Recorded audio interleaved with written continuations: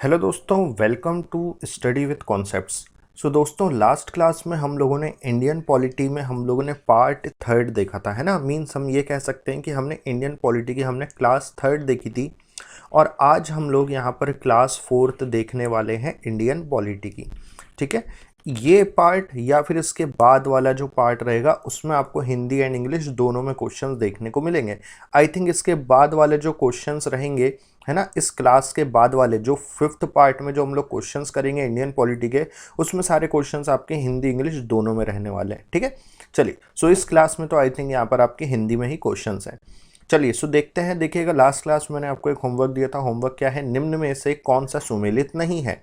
सो देखिएगा, यहाँ पर आर्टिकल 64 जो है वो उपराष्ट्रपति राज्य परिषद के पदेन अध्यक्ष होंगे, ये कहता है। आर्टिकल 65 में उपराष्ट्रपति के चुनाव के बारे में कहा है। आर्टिकल 69 में उपराष्ट्रपति द्वारा शपथ ग्रहण के बारे में कहा है। और आर्टिकल 61 में उपराष्ट्रपति के कार्यकाल के बारे में नहीं कहा, है ना। उपराष्ट्रपति के कार्यकाल, उपराष्ट्रपति के टेन्योर के बारे में नहीं कहा है। आर्टिकल 61 में इम्पीचमेंट के बारे में कहा है। प्रेसिडेंट के महाअभियोग के बारे में कहा है। क्लियर? सो हमें बताना था कि कौन सा गलत है। सो बिल्कुल आर्टिकल 61 जो है, मींस ऑप्शन डी जो है वो यहाँ पर गलत हो जाएगा। क्यों? क्योंकि आर्टिकल 61 में क्या कहा गया है? प्रेसिडेंट के इम्पीचमेंट के बारे में, उनके महाअभियोग के बारे में कहा गया है। क्लियर? सो ये आपका हो जाएगा यहाँ पर गलत। अगला बढ़ते हैं। उपराष्ट्रपति को पद से कैसे हटाया जा सकता है? सो उपराष्ट्रपति को पद से कैसे हटाया जा सकता है? वाइस प्रेसिडेंट को जो उनकी पोजीशन से कैसे हटाया जा सकता है, ये हम देखते हैं। सो ऑप्शन ए में लिखा है महाभियोग की पूरी प्रक्रिया द्वारा, राज्यसभा द्वारा संकल्प पारित कर पूर्ण बहुमत द्वारा हटाया जा सकता है, लेकिन लोकसभा की सहमति आवश्यक है। ए और बी दोनों द्वारा, या फिर निम्न में से कोई नहीं। सो यहाँ पर उपराष्ट्रपति को पद से हटाया जा सकता है, किसके द्वारा?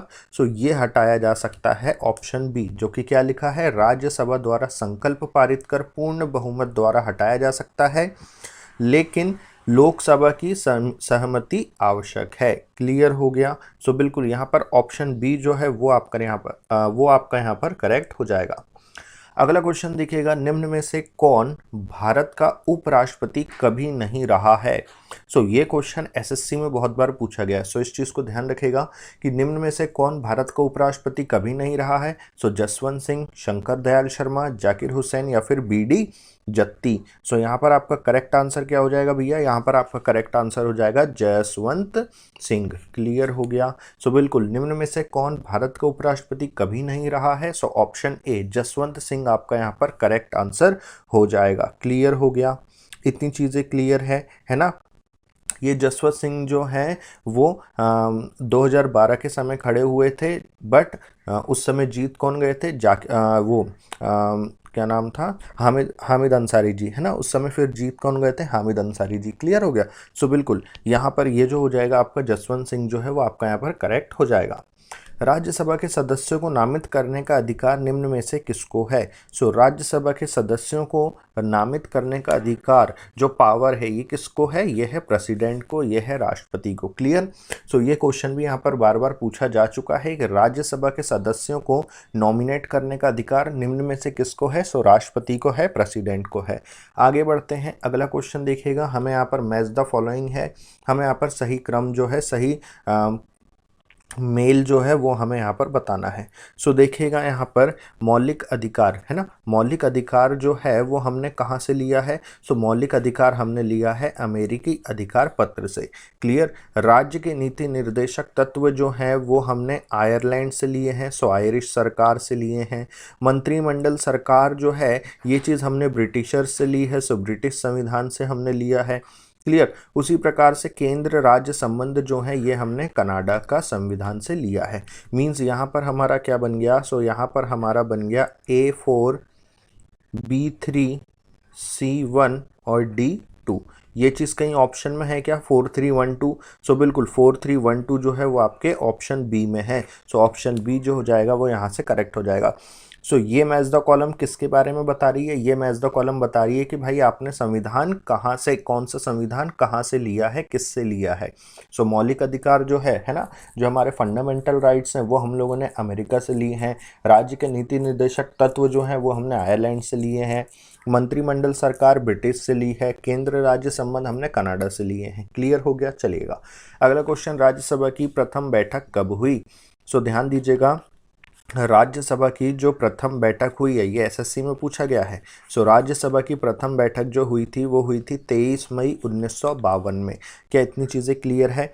राज्यसभा की जो पहली बैठक हुई थी वह कब हुई थी? 23 मई 1952। सो ये क्वेश्चन यहाँ पर पूछता है, इसलिए इसको ध्यान रखिएगा। अगला क्वेश्चन है, संसद के किसी भी सदन के 2 सत्रों के बीच अंतराल किससे अधिक नहीं होना चाहिए? सो देखिएगा, संसद के किसी भी सदन के दो सत्रों के बीच अंतराल 6 महीने से अधिक नहीं होना चाहिए, 6 मंथ से अधिक नहीं होना चाहिए। क्लियर? दोबारा इसको रिपीट कर लेते हैं। संसद के किसी भी सदन के 2 सत्रों के बीच अंतराल किससे अधिक नहीं होना चाहिए? सो 6 महीने से, 6 मंथ से यहाँ पर अधिक नहीं होना चाहिए। आगे बढ़ते हैं, अगला क्वेश्चन देखिएगा, निम्न में से मिनी संविधान कहा जाता है? सो ध्यान दीजिएगा, मिनी संविधान किसे कहा जाएगा भैया? मिनी संविधान कहा जाता है 42वें संविधान संशोधन को। क्लियर हो गया? जहाँ पर आपका जो है राज्य के नीति निर्देशक तत्वों की यहाँ पर बातें कही गई है। यह 42वें संविधान संशोधन कब हुआ था? 1976 में हुआ था। किसकी सिफारिश पर ये लाया गया था? सो ये स्वर्ण सिंह समिति, ये भी मैंने आपको बताया है ना, स्वर्ण सिंह समिति के द्वारा ये चीज़ लाई गई थी। क्लियर हो गया? सो बिल्कुल मिनी संविधान इसे ही कहा जाता है 42वें संविधान संशोधन को, जो कि हुआ था 1976 में। किसकी सिफारिश पर? सो स्वर्ण सिंह समिति की सिफारिश पर। क्लियर हो गया? मिनी संविधान 42वें संविधान संशोधन को। आगे बढ़ते हैं, निम्न में से कौन सा सुमेलित नहीं है? मीन्स यहाँ पर कौन सा करेक्ट नहीं है? तो देखिएगा, समानता का अधिकार जो है वो आपके आर्टिकल 14 से 18 तक है। धार्मिक स्वतंत्रता का अधिकार आर्टिकल 25 से 28 तक है। क्लियर? सांस्कृतिक व शिक्षा का अधिकार आर्टिकल 29 से 30 तक है। लेकिन शोषण के विरुद्ध अधिकार जो है वो 20 से 22 नहीं है, वो क्या है आपका? 23 है। क्लियर? वो आपका यहाँ पर क्या हो जाएगा? आर्टिकल 23 हो जाएगा। क्लियर? सो 20 से 22 नहीं है, ये क्या हो जाएगा? आर्टिकल 23। सो शोषण के विरुद्ध अधिकार यहाँ पर क्या है? आर्टिकल 23 से 24, ऐसा लिख लीजिए, आर्टिकल 23 से 24। ठीक है, चलो आगे बढ़ते हैं। भारत के संविधान में समवर्ती सूची है ना, मीन्स कॉन्क्यूरेंट लिस्ट का विचार कहाँ से लिया गया है? सो ये चीज़ हम लोगों ने पढ़ी है। समवर्ती सूची जो कॉन्क्यूरेंट लिस्ट है वो हमने कहाँ से ली है? ऑस्ट्रेलिया से ली है। सो ऑप्शन सी जो है वो आपका यहाँ पर करेक्ट हो जाएगा। क्लियर? सो भारत के संविधान में समवर्ती सूची का विचार कहाँ से लिया गया है? सो ऑस्ट्रेलिया से लिया गया है। Option C is the correct answer of this question. आगे बढ़ते हैं, हाउस ऑफ द पीपल को लोकसभा का नाम किस वर्ष दिया था?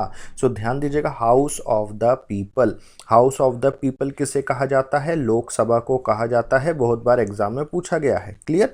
सो बिल्कुल, house of the people Lok Sabha को यह नाम किस वर्ष दिया गया था? सो यह दिया गया था 1954 को। क्लियर हो गया? 1954 को। ध्यान दीजिएगा, जो हाउस ऑफ द पीपल है वो किसे कहा जाता है? लोकसभा को। क्लियर? और upper house of the parliament किसे कहा जाता है? सो वो कहा जाता है राज्यसभा को। सो ये दोनों चीज़ ध्यान रखिएगा, एग्जाम में बहुत बार पूछा जाता है। Clear? House of the people Lok Sabha को कहा जाता है, अपर हाउस किसे कहा जाता है? राज्यसभा को। सो हाउस ऑफ द पीपल जो लोकसभा का नाम है, यह किस वर्ष दिया गया? सो यह 1954 में दिया गया, 1954 में दिया गया।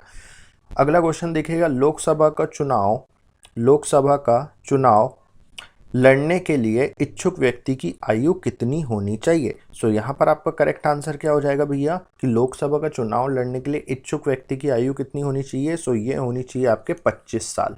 क्लियर हो गया? कितनी होनी चाहिए यहाँ पर? 25 साल।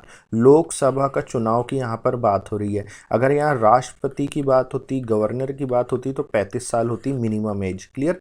बट यहाँ पर लोकसभा के चुनाव लड़ने की इच्छुक व्यक्ति की आयु कितनी होनी चाहिए? सो 25 साल होनी चाहिए। आगे बढ़े, अगला क्वेश्चन यहाँ देखिएगा, ये क्वेश्चन बहुत बार पूछा गया है, एसएससी में पूछा गया है, आईबी में पूछा गया है, आपके आरआरबी रेलवे में पूछा गया है। क्लियर? क्या क्वेश्चन है? स्वतंत्र भारत की लोकसभा का प्रथम अध्यक्ष कौन था? सो बिल्कुल यहाँ पर आपका करेक्ट आंसर क्या हो जाएगा कि स्वतंत्र भारत के लोकसभा के प्रथम अध्यक्ष कौन थे भैया? सो प्रथम अध्यक्ष थे लोकसभा के जीवी मावलंकर। क्लियर हो गया। सो ऑप्शन डी यहाँ पर आपका करेक्ट हो जाएगा। जीवी मावलंकर जो थे वो लोकसभा के प्रथम अध्यक्ष थे। आगे बढ़ें, चलिएगा अगला क्वेश्चन देखो। निम्न में से लोकसभा की प्रथम महिला अध्यक्ष, ये भी बहुत बार एग्जाम में पूछा गया है। सो निम्न में से लोकसभा की प्रथम महिला अध्यक्ष, तो लोकसभा की पहली महिला अध्यक्ष कौन थी? तो वो थी मीरा कुमार। क्लियर है, बिल्कुल यहाँ पर ऑप्शन ए जो है आपका करेक्ट हो जाएगा। बहुत बार ये वाले क्वेश्चन पूछे गए हैं। आगे बढ़ते हैं। डैश संघ सूची एवं समवर्ती सूची के विषयों पर कानून बनाती है। मतलब डैश जो है वो स्टेट लिस्ट, मतलब हम ये कह सकते हैं स्टेट लिस्ट और यूनियन लिस्ट और कॉन्करेंट लिस्ट के विषयों पर कानून बनाती है। अब यूनियन लिस्ट और कॉन्करेंट लिस्ट के विषयों पर कानून कौन बनाता है? सो यहाँ पर ध्यान दीजिएगा, ये चीज़ मैं आपको पढ़ा चुका हूँ। सो ये बनाता है कौन? लोकसभा। क्लियर। लोकसभा जो है वो आपके संघ सूची और समवर्ती सूची दोनों के विषय पर यहाँ पर जो है कानून बनाती है। क्लियर हो गया।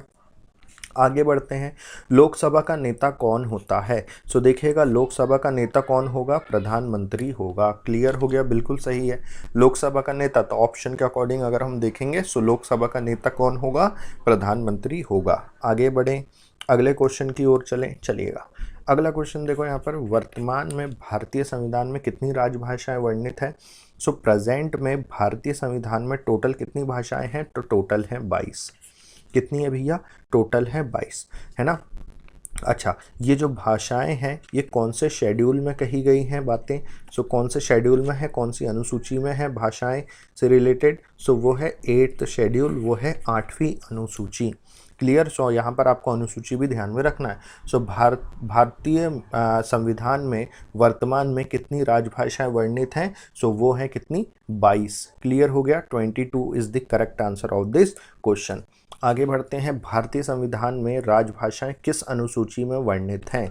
तो देखिएगा, अब भी मैंने आपको बताया यही क्वेश्चन, अब भी मैंने आपको यहाँ पर लिख के बता दिया था। वही चीज़ अगले क्वेश्चन में पूछी गई है। क्या? कि भाई भारतीय संविधान में राजभाषाएं किस अनुसूची में वर्णित है? सो यह है अनुसूची 8 में, मतलब हम ये कह सकते हैं शेड्यूल 8 में भारतीय संविधान में राजभाषाएं अनुसूची वर्णित है। क्लियर हो गया। चलिएगा अगला क्वेश्चन देखो, बहुत बार ये क्वेश्चन पूछा गया है ना, ये बहुत बार ये वाला क्वेश्चन पूछा गया, इसलिए मैं इसको यहाँ वेरी इंपॉर्टेंट लिख रहा हूँ। क्या है?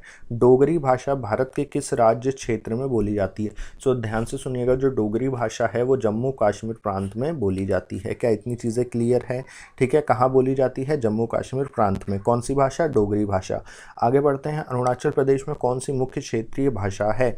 सो ध्यान दीजिएगा, ऑप्शन है असमिया, बोडो, अंग्रेजी या फिर डोगरी। सो ध्यान दीजिएगा, अरुणाचल प्रदेश में, ठीक है, अरुणाचल प्रदेश में जो मुख्य रूप से जो बोली जाती है वो है अंग्रेजी।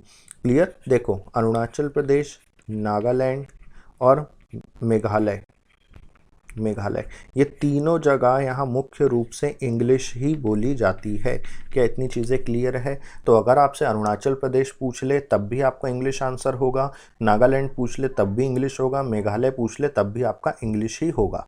क्लियर है। चलिएगा आगे बढ़ते हैं। भारतीय संविधान, ठीक है ना, भारतीय संविधान के 8वीं अनुसूची में कौन सी भाषा वर्ष 2003 में जोड़ी गई? सो 2003 में जोड़ी गई थी दोस्तों संथाली भाषा। कौन सी जोड़ी गई थी? संथाली भाषा। क्लियर। सो भारतीय संविधान के 8वीं अनुसूची में कौन सी भाषा वर्ष 2003 में जोड़ी गई थी? सो संथाली भाषा यहाँ पर जोड़ी गई थी। क्लियर है। आगे बढ़ते हैं। निम्न में से कौन सी भाषा भारतीय संविधान की 8वीं अनुसूची में उल्लेखित नहीं है? अब इन चारों ऑप्शन में से कौन सी ऐसी भाषा है जो 8वीं अनुसूची में, मीन्स टोटल उन 22 भाषाओं में सम्मिलित नहीं है? सो देखिए यहाँ पर संस्कृत, सिंधी, अंग्रेजी या फिर नेपाली, तो यहाँ पर आपका आंसर हो जाएगा अंग्रेजी। क्लियर हो गया। सो भारतीय संविधान की 8वीं अनुसूची में अंग्रेजी जो है वो बिल्कुल भी नहीं है, उन 22 भाषाओं में अंग्रेजी जो लैंग्वेज है वो बिल्कुल भी नहीं है। क्लियर हो गया। चलिएगा आगे बढ़ते हैं। प्रधानमंत्री की नियुक्ति कौन करता है? तो ध्यान से सुनिएगा, प्रधानमंत्री की नियुक्ति कौन करेगा भैया? राष्ट्रपति करेगा। बिल्कुल क्लियर है, इतनी चीज़ें है ना, इतनी चीज़ें क्लियर है। ठीक है। अच्छा, ये चीज़ जो है ये कौन से आर्टिकल में है प्रधानमंत्री से रिलेटेड बातें? तो ये आर्टिकल 75 में है। कौन से में है? आर्टिकल 75 में। ठीक, चलिए आगे बढ़ते हैं। मंत्रिमंडल संघीय की बैठक की अध्यक्षता कौन करता है? सो मंत्रिमंडल संघीय की बैठक की अध्यक्षता कौन करेगा भैया? ये अब आप लोगों के लिए यहाँ पर मैं इसको होमवर्क दे दूँ क्या? चलो ठीक है, अभी मैं ये थोड़ा बहुत और करवा देता हूँ।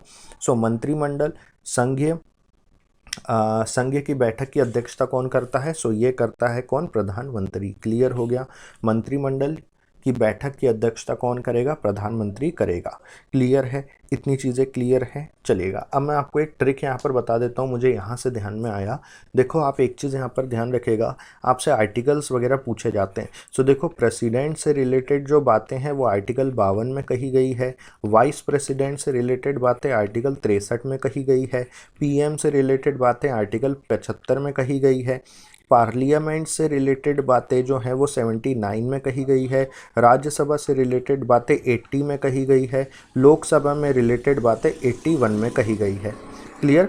अब देखिए यहाँ पर ये जो पार्लियामेंट, राज्यसभा और लोकसभा है, इसको आप ट्रिक से याद रख लोगे, है ना, क्योंकि इनका जो आर्टिकल है वो तो सीरीज में है 79, 80, 81। तो ट्रिक क्या है? पारा लो।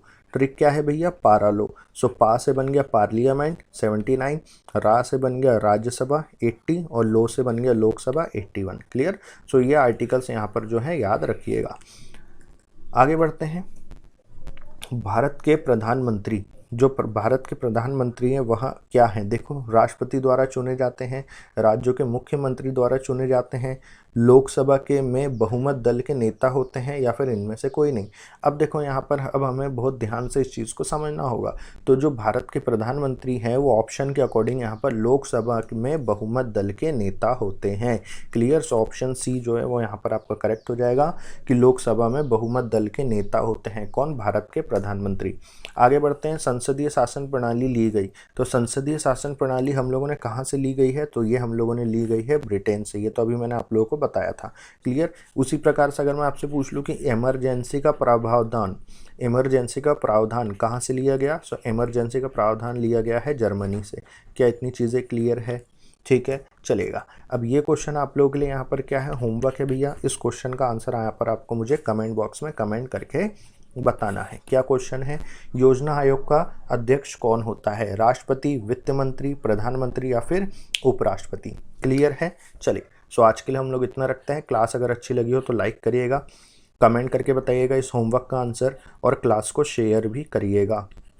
ठीक है? और यदि आप लोगों ने अभी तक चैनल को सब्सक्राइब नहीं किया है तो चैनल को सब्सक्राइब कर लीजिएगा और अपने दोस्तों में शेयर भी कर दीजिएगा। ठीक है फ्रेंड्स? चलिए, सो मिलते हैं नेक्स्ट क्लास में। जब तक के लिए बाय बाय, टेक केयर।